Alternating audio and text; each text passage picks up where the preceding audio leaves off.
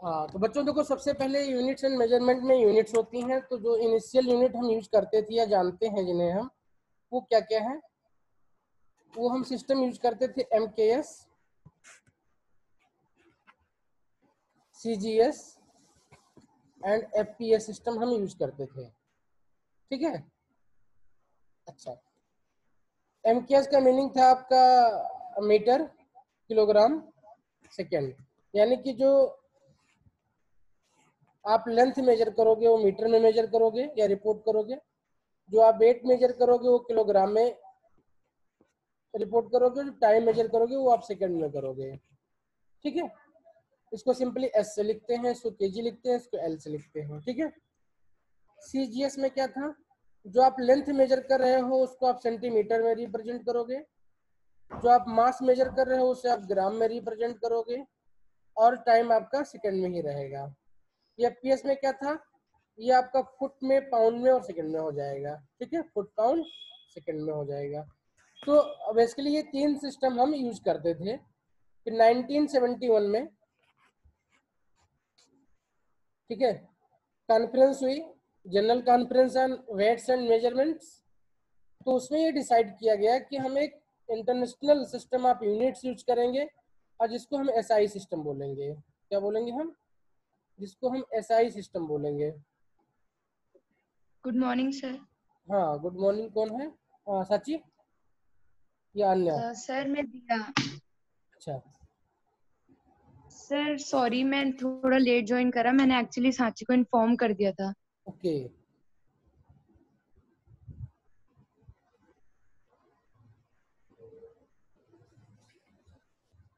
दिया राना, ओके। तो दिया, बेटा आप मुझे एक मैसेज व्हाट्सएप पे कर दो तुरंत। मेरा नंबर तो शायद आपके पास नहीं होगा, तो मैं लिख देता हूँ। मेरा नंबर है 7827372589। व्हाट्सएप पे मुझे मैसेज कर दो अपने नाम के साथ में, नीचे नाम लिख करके। ठीक है। अच्छा, ओके हम सर। आगे बढ़ रहे हैं। नंबर नोट कर लिया ना? ठीक है। तो बच्चों हम देख रहे हैं यूनिट्स एंड मेजरमेंट्स। तो इसमें हमने क्या जाना कि जो हम प्रीवियसली यूज कर रहे थे, तीन सिस्टम यूज कर रहे थे। MKS सिस्टम यूज कर रहे थे, CGS सिस्टम यूज कर रहे थे, और FPS सिस्टम यूज कर रहे थे। फिर 1971 में एक जनरल कॉन्फ्रेंस होती है वेट्स एंड मेजरमेंट पे, और उसमें डिसाइड किया जाता है कि हम एक international system of units use करेंगे। ठीक है। तो उसको बोलते हैं standard scheme of symbols, units and abbreviations. ठीक है। उसके बाद से हमने SI सिस्टम यूज करना शुरू किया। जो SI सिस्टम हमने यूज करना शुरू किया तो उसमें हमें 7 बेस यूनिट मिली। क्या है? 7 बेस यूनिट मिली। अच्छा, बेस यूनिट क्या होती हैं? बेस यूनिट वो होती हैं जिन्हें हम किसी और यूनिट के हेल्प से ड्राइव नहीं कर सकते हैं। ठीक है। ये 7 बेस यूनिट कौन कौन से मिली? तो देखो, इसको कैसे याद करना है। सिंपली जो चीजें हम यूज करते हैं पहले उनको पहले देखते हैं। तो हम लेंथ को यूज करते हैं, हम वेट को यूज करते हैं, हम टाइम को यूज करते हैं। ठीक है। तो LMT ये हम नॉर्मली यूज करते हैं। फिर हम टेम्परेचर यूज करते हैं। तो टेम्परेचर के लिए हम के लिखेंगे, केल्विन लिखेंगे। ठीक है। टेम्परेचर के लिए हम के लिखेंगे, केल्विन यूज करेंगे। इसके बाद में आता है आपका, जो केमिस्ट्री पढ़ते हैं तो उसके लिए हम जो सबस्टांस होता है उसका अमाउंट यूज करते हैं। अमाउंट ऑफ सबस्टांस वो किस में यूज करते हैं? वो मोल में करते हैं हम। ठीक है। तो 1 2 3 4 5, ये 5 तो हमें बिल्कुल याद हो गई, इसमें कोई समस्या नहीं है हमको। ठीक है। ये हमें याद करने की जरूरत नहीं है, हमको पता है। दो चीजें और बचती हैं, वो क्या है? तो बच्चों, करंट हम 9th क्लास से पढ़ते हुए आ रहे हैं। ठीक है, इलेक्ट्रिक करंट। और इसके लिए जो हम यूनिट यूज करते हैं वो एम्पियर यूज करते हैं। उसको क्या लिखते हैं? ए से लिखते हैं। और इसके अलावा एक और बचती है जो कि लीस्ट यूज है, उसको बोलते हैं ल्यूमिनस इंटेंसिटी। क्या है वो है ल्यूमिनस इंटेंसिटी। जब हम रेडिएशन पढ़ेंगे तब इन चीजों को पढ़ेंगे हम वहाँ पे, ये इसका क्या एप्लीकेशन है। ठीक है, वहाँ पे आप पढ़ेंगे बीन्स लॉ वगैरह पढ़ेंगे, तो आप देखेंगे कैसे इसका यूज करके जो है हम टेम्परेचर निकालते हैं सन का या बाकी किसी और उसका। ल्यूमिनस इंटेंसिटी का जो मेजरमेंट होता है बच्चों, उसको कैंडिला में करते हैं और सीडी से लिखते हैं।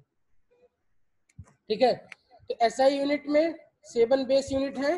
1 मिनट के अंदर उनको हम रिवाइज कर लेते हैं। लेंथ है, मास है, टाइम है, टेम्परेचर है। ठीक है, इसके बाद आता है आपका मोल है। ठीक है, एम्पियर है एंड कैंडला है। ठीक है, ये 4 हमें याद है। करंट से हम फेमिलियर है तो एम्पियर भी हो जाएगा, और कैंडेला अभी हमको याद कर लेना है। ठीक है, तो ल्यूमिनस इंटेंसिटी के लिए हम कैंडेला यूनिट यूज करेंगे। ठीक है, अच्छा इसके अलावा बच्चों एसआई सिस्टम में 2 ऐसी चीजें हैं जो डायमेंशन लेस हैं लेकिन उनका यूनिट दिया गया है। कौन कौन सी चीजें हैं वो, कोई बता सकता है हमको?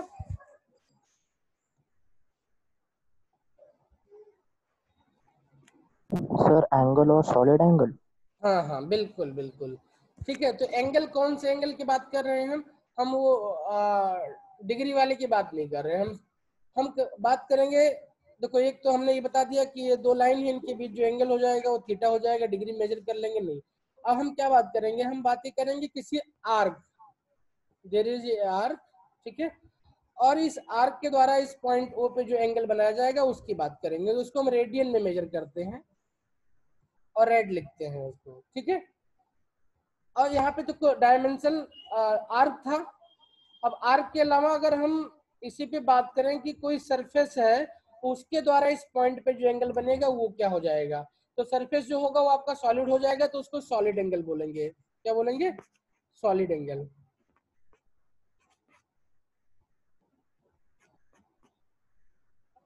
तो 2 चीजें हैं मिली हमें, सॉलिड एंगल। अच्छा सॉलिड एंगल, और इसको तो इसको कैसे रिप्रेजेंट करते हैं हम लिख लेते हैं एक बार में।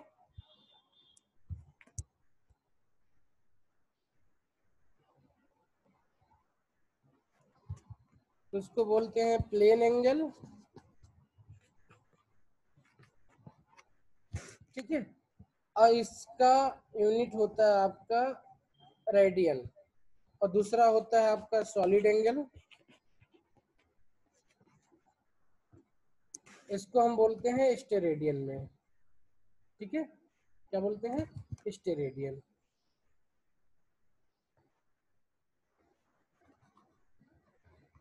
इंपॉर्टेंट है, आपसे अभी एग्जाम स्कूल टेस्ट होंगे तो उसमें इस चीजों को वो पूछ लेते हैं कई बार एक एक नंबर के क्वेश्चन में कि इसको आप बताओ कौन कौन सी चीजें हैं जो कि आप जो है रिप्रेजेंट करोगे इसमें। ठीक है, और इसको स्मॉल एस आर से लिखते हैं।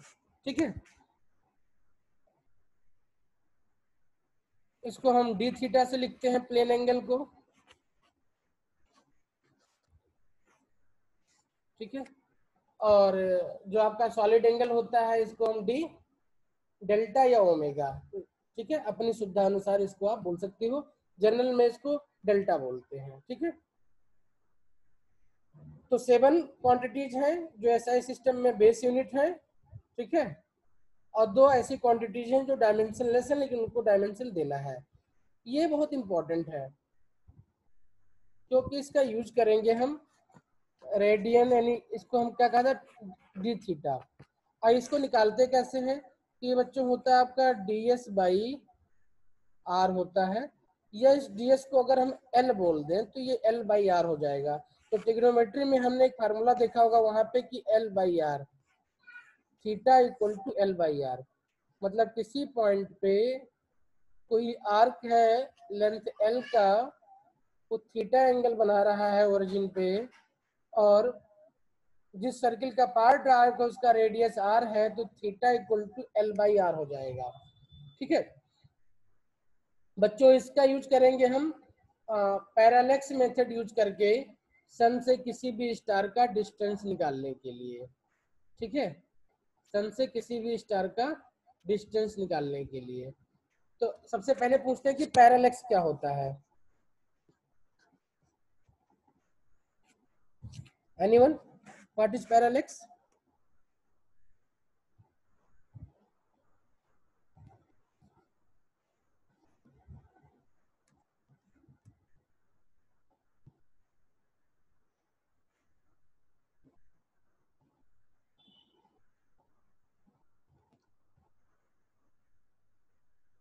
पैरेलैक्स किसी को याद है? अच्छा देखो बच्चों, क्या है, कोई ऑब्जेक्ट है हमारे पास में, अगर हम उसको अपनी एक आंख से देखें, एक बार हम दाईं आंख से देखें, एक बार हम बाईं आंख से देखें, तो हमें एक्चुअली में क्या फील होगा? हमें फील ये होगा कि जो ऑब्जेक्ट है ये शिफ्ट हो रहा है, ठीक है, ये ऑब्जेक्ट है वो शिफ्ट हो रहा है। इसको आप इमिडिएटली अपने पेन पे भी कोई पॉइंट लगा करके जो देख सकते हो, आंख बंद करके, तो आप फील करोगे ऑब्जेक्ट। तो जो ऑब्जेक्ट की शिफ्टिंग होती है इसको हम पैरेलैक्स बोलते हैं। क्या बोलते हैं?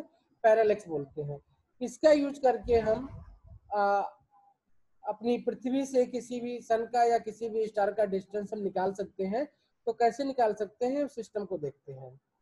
पृथ्वी में 2 पॉइंट ले लिया हमने, ए एंड बी, ठीक है, और ये सन को हमने टर्न बनाया। तो ये हमारी जो है लेबोरेटरी है जहाँ से हमें देखना है। तो सेम टाइम पे यहाँ से भी हम इसको देखेंगे और यहाँ से भी इसको देखेंगे और इस एंगल को मेजर करेंगे, कितना एंगल बनता है इनके बीच में। अब चूंकि ये डिस्टेंस हमको पता है, तो हम यहाँ पे सपोज करेंगे कि डिस्टेंस डी है, कहाँ से? पॉइंट ए या बी से, अर्थ से आपके सन की या आपके स्टार की, और इनके बीच की जो डिस्टेंस है वो बी है। तो चूंकि रिलेशन हमने पीछे देखा हुआ था, देखो इस जो अभी यहाँ पे स्ट्रेट लाइन दिख रहा है, ये एक्चुअली में जब आप बड़ा लेंथ लेते हो तो ये क्या होगा, जो आपका आर्क है वो स्ट्रेट लाइन जैसा दिखेगा। तो इसको आप ऐसे फील कर सकते हो, ए टू बी ऐसे आर्क बना हुआ है, लेकिन चूंकि ये बहुत लार्ज है तो इसलिए हम क्या बोलेंगे, इस आर्क को स्ट्रेट लाइन हम कंसीडर कर सकते हैं। तो यहाँ से फार्मूला हमें क्या मिल जाएगा, थीटा इक्वल टू क्या था फार्मूला हमारे पास में, b by d. Theta equal to क्या था हमारे पास formula, L by L R. by R. L by R था ना, मतलब आर्क लेंथ यहाँ बी है और एंड डी रेडियस, ठीक है, तो बी बाई डी। तो बच्चों पैरेलैक्स समझ में आ गया। पैरेलैक्स क्या होगा, पृथ्वी के किसी भी 2 पॉइंट पे हम लेबोरेटरी सेट करके किसी भी सन को या स्टार का डिस्टेंस अगर मेजर करना चाहते हैं तो सेम टाइम पे उसको वहां से देखेंगे और उसके बीच जो एंगल बनेगा उस थीटा को हम मेजर कर लेंगे। और चूंकि जो 2 पॉइंट हमने अर्थ पे सेट किए हैं ए एंड बी, उसके डिस्टेंस हम मेजर कर सकते हैं, हमें पता है। या जनरली हम अर्थ के 2 छोर ले लें तो जो अर्थ का अपना डायमीटर हो जाएगा वो आपका बी हो जाएगा। तो इस तरीके से थीटा और बी जान करके हम डी निकाल सकते हैं, d equal to b by theta. अच्छा, अब यहाँ पे बच्चों को एक प्रॉब्लम आती है। प्रॉब्लम क्या आती है कि जो थीटा है यूज करना है यहाँ पे हमको, वो रेडियन में यूज करना है, और जो हमें एग्जाम में दिया जाता है या बुक में दिया जाता है कैलकुलेशन के लिए, वो हमें डिग्री में दिया जाता है या मिनट में दिया जाता है। तो उसको कैसे हम देखेंगे? तो बच्चों सिंपल सा फार्मूला होता है 2 pi radian equal to 360 degree. ये सभी को पता होगा या किसी को नहीं पता है तो बता सकता है, मैं बता सकता हूँ कैसे बनता है। ये पता है सबको ना, 2 pi radian equal to 360 degree. तो 1 रेडियन इक्वल टू, हाँ किसी ने मैसेज किया है,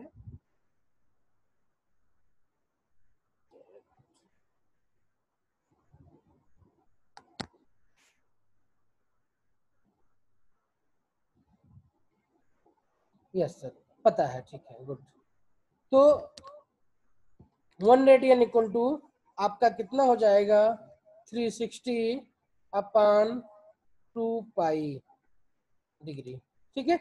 ये सिंपली 57.3 डिग्री आता है।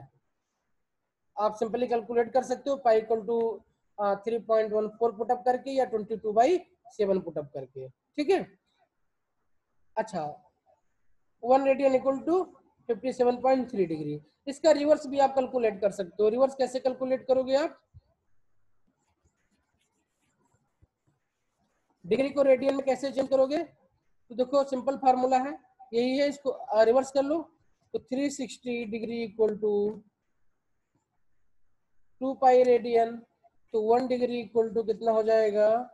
2 pi by 360 radian.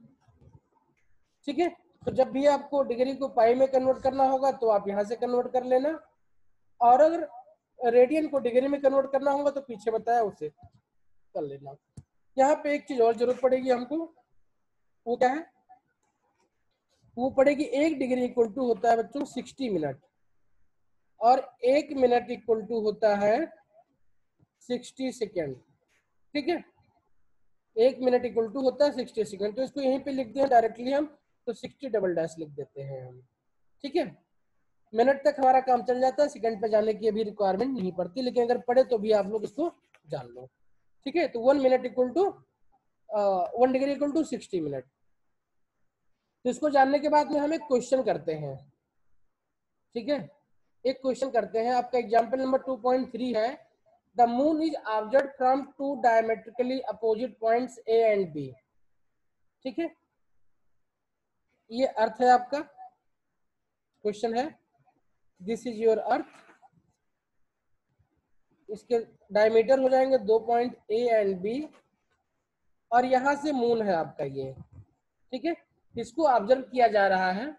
The angle theta subtended at the moon by the 2 directions of the observation is 1 degree 54 minute. ये जो थीटा बना हुआ है, थीटा इक्वल टू आपको दे दिया गया है 1 डिग्री 54 मिनट। तो इसको पूरे को मिनट में कन्वर्ट कर ले। 1 डिग्री में आपका 60 मिनट हो जाएगा, तो 60 एंड 54 कितना हो जाएगा?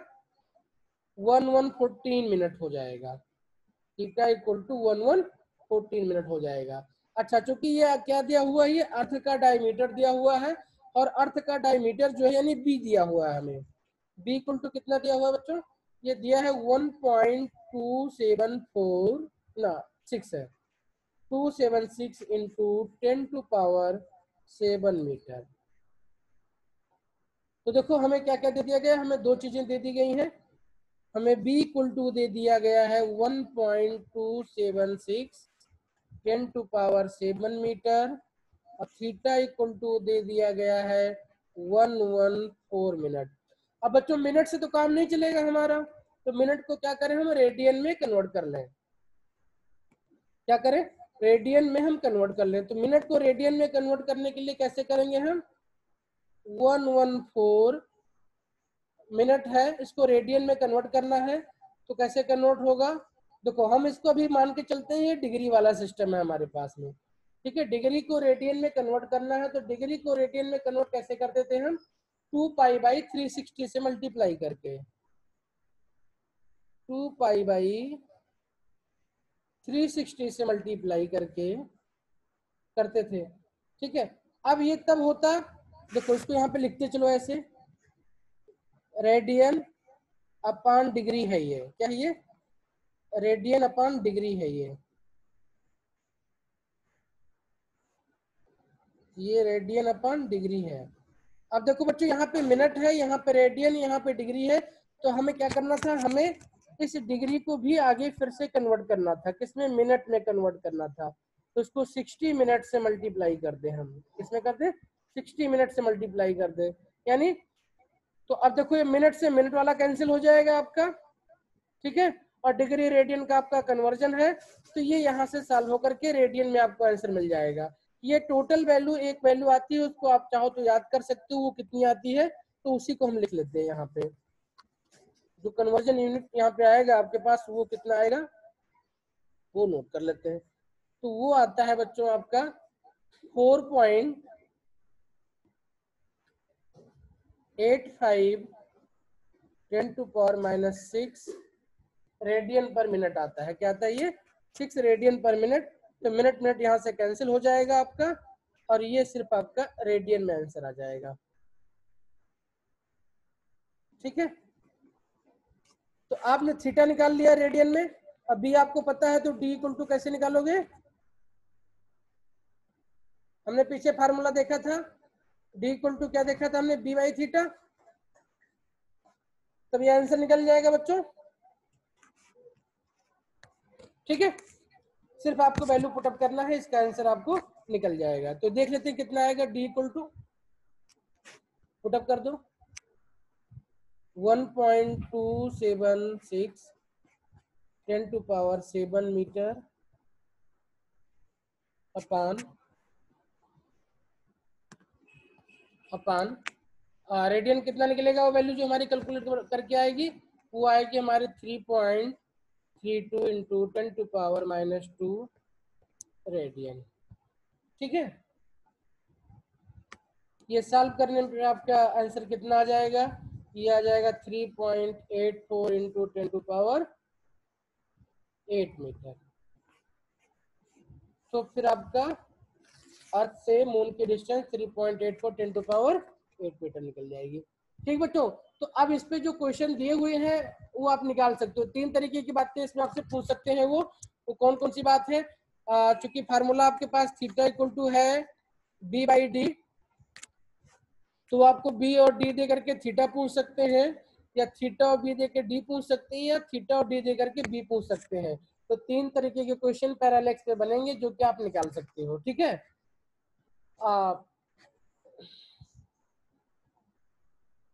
अच्छा, अब बच्चों मेजरमेंट में ही 2 बातें और हैं, बता करके हम सीधे आगे बढ़ेंगे। अच्छा, बीच में अगर ये आपका लिंक डिसेबल हो जाएगा तो आप कुछ 1 या 2 मिनट बाद में दोबारा आप इसको ज्वाइन कर सकते हैं इसी लिंक पे, ठीक है। अच्छा, अब एक सिंपल सा क्वेश्चन आप लोगों से पूछना है मुझे। क्वेश्चन ये है कि हमारे पास एक वॉच है जो कि आप हैंड वॉच नॉर्मल यूज कर रहे हो, और जो कि एक्यूरेटली टाइम मिनट तक दे सकती है आपको, ठीक है। एक डिजिटल वॉच है जो कि आपको एक्यूरेटली टाइम सेकंड तक दे सकती है आपको, ठीक है। अब हमने इस मिनट वाले आदमी से टाइम पूछा तो इसने बोला कि अभी 2:15 हो रहे हैं। क्या बोला? 2:15 हो रहे हैं। और जब सेकंड वाले से हमने टाइम पूछा तो इसने हमको आंसर दिया कि 2:15 हो रहे हैं। 2:15 हो रहे हैं, ठीक है। तो बच्चों अब बताओ इसमें किसका टाइम ज्यादा एक्यूरेट है या किसमें ज्यादा एरर होने की पॉसिबिलिटी है?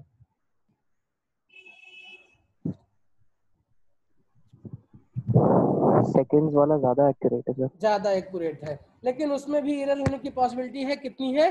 देखो बच्चों, जो सेकंड मेजर करेगा उसका लीस्ट काउंट कम से कम 1 सेकंड होगा। फॉर एग्जांपल, अगर आपका टाइम 2:15 के बीच में हो और यहाँ पे 2:16 के बीच में हो, तो मतलब ये 2:15 जो बता रहा है या 2:15 जो बता रहा है वो कहीं ना कहीं इन दोनों के बीच का टाइम बता रहा है, ठीक है। क्लियर है? तो कुछ एरर के साथ में हम कभी भी जो डाटा बता रहे हैं उसमें कुछ ना कुछ एरर जरूर होती है, ठीक है। तो ये एरर क्या होती है, इसको जानने से पहले 2 टर्म है हमारे पास। वो टर्म का नाम है एक्यूरेसी एंड प्रिसिशन।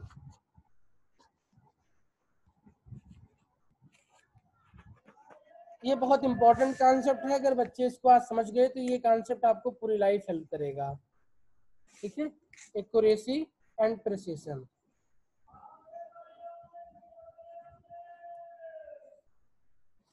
हाँ, कोई इसका आंसर देगा? एक्यूरेसी एंड प्रिसिशन क्या होता है? सर एक्यूरेसी होती है कि कितना एक्यूरेट वैल्यू आई है हमारी। ओके, किसके रिस्पेक्ट और में? ट्रू वैल्यू के, हाँ ना? ओके, जी।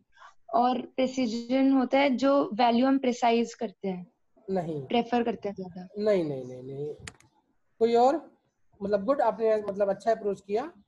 एक्यूरेसी तो आपने बहुत सही बताया, प्रिसिशन में थोड़ी सी प्रॉब्लम है अभी। कोई और बताएगा?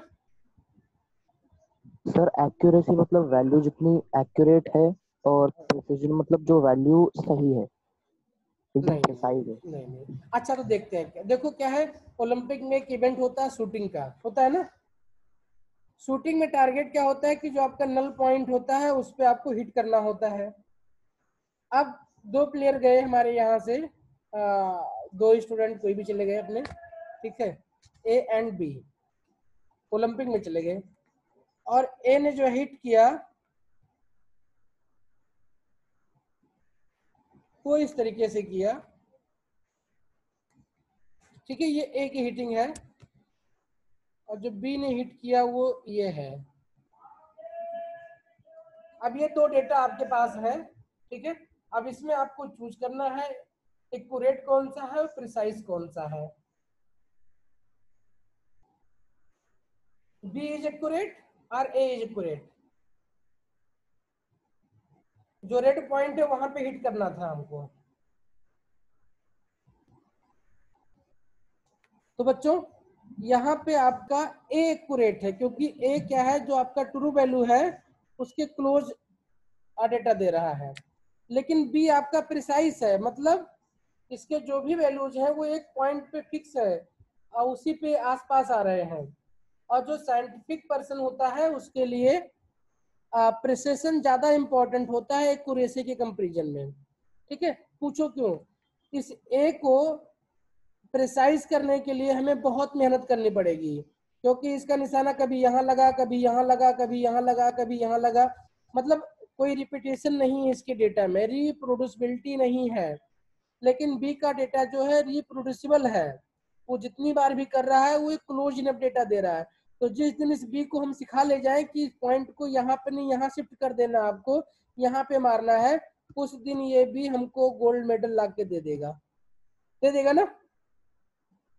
तो उसी तरीके से साइंस में होता है। साइंस में क्या होता है, जब भी आप कोई इंस्ट्रूमेंट यूज करते हो कोई डेटा मेजर करने के लिए, तो मेजर ऑफ द टाइम्स आप एक इंटरवल मेजरमेंट करने के लिए करते हो, ठीक है। अच्छा, तो साइंटिफिक पर्सन क्या यूज करेगा, एक्यूरेसी के कंपैरिजन में प्रिसिशन यूज करेगा।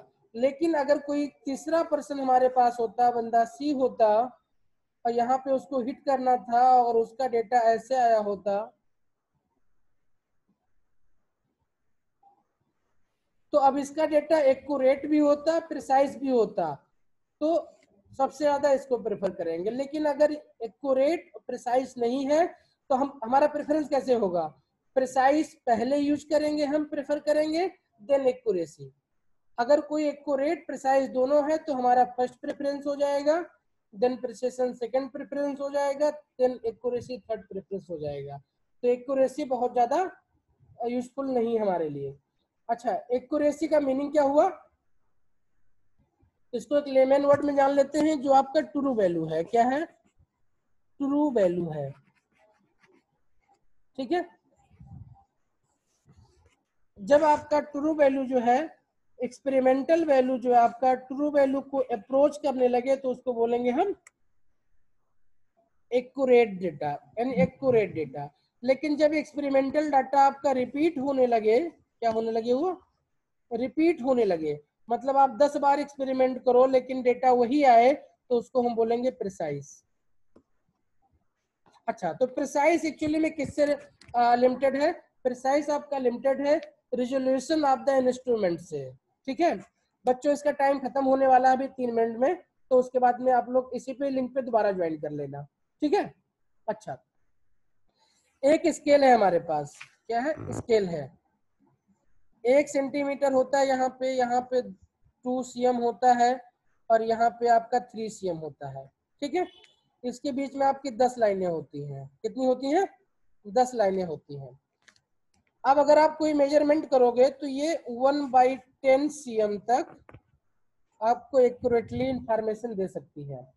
तो एक लेंथ है ए एंड बी, इसको मेजर करने के लिए हमने 10 स्टूडेंट को दिया। तो स्टूडेंट 1 ने रिपोर्ट किया इसकी लेंथ आई 2.3 cm, दूसरे स्टूडेंट ने रिपोर्ट किया इसकी लेंथ आई 2.4 cm, तीसरे फिर कहा इसकी लेंथ आई 2.4 cm, चौथे ने कहा 2.3 cm। तो बच्चों इसमें 1 से 10 तक नहीं, कितने भी बच्चों से आप ये एक्सपेरिमेंट करवा लो, जो उनकी रिपोर्ट होगी वो 2.3 से 2.4 cm के बीच में ही होगी। कोई भी बच्चा आकर के 2.0 cm रिपोर्ट नहीं करेगा हमें। क्यों नहीं रिपोर्ट करेगा? क्योंकि इस इंस्ट्रूमेंट से आप 0.1 cm तक एक्यूरेटली मेजर कर सकते हो। तो इसके बीच में जो एरर आ रही है 2.3 cm या 2.2 cm का, वो क्यों आ रही है? क्योंकि ये इंस्ट्रूमेंट का लिमिटेशंस है, ठीक है। और ये जो 1.1 cm तक ये मेजर कर सकता है, इसको इसका रेजोल्यूशन पावर कहते हैं इंस्ट्रूमेंट का, ठीक है। तो कोई भी इंस्ट्रूमेंट जो भी स्मॉलेस्ट डिस्टेंस मेजर कर पाए दो पॉइंट के बीच में, उसको हम उसका रेजोल्यूशन पावर बोलते हैं। और रेजोल्यूशन पावर जो होता है इंस्ट्रूमेंट का, वो सबसे पहला फैक्टर होता है आपके डेटा में एरर इनकॉर्पोरेट करने का, ठीक है। तो चूंकि आपका डेटा प्रिसाइज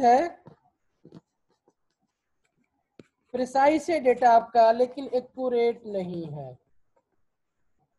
तो अगर आपका डेटा प्रिसाइज है, एक्यूरेट नहीं है, तो एक्यूरेट ना होने की वजह से उसमें क्या आ गई? एरर आ गई, ठीक है। तो इस एरर को हम सिस्टमैटिक तरीके से पढ़ते हैं बच्चों। और वो क्या है? एरर आपकी दो तरीके की हो सकती है। एक होता है सिस्टमैटिक एरर,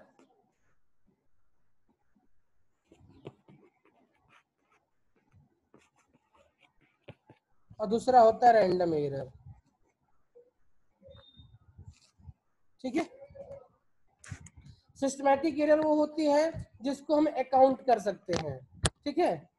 तो बच्चों अब ये लेस देन 1 मिनट है, तो हम एक बार दोबारा इसको ज्वाइन कर लेंगे, ठीक है।